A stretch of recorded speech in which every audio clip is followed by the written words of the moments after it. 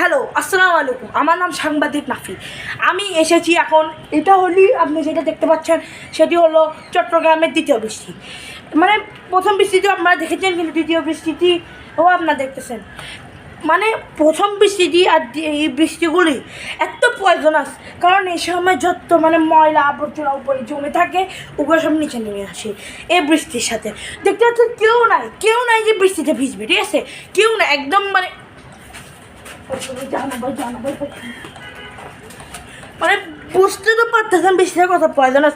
মা বাবারা রাস্তায় ছাড়তে যাচ্ছে না বাচ্চাদেরকে, এত পয়জনাস বৃষ্টি যে যে মা বাবারা নেচারের সাথে বড় হয়েছে ওরা পর্যন্ত এখানে বৃষ্টি আসতেছে না।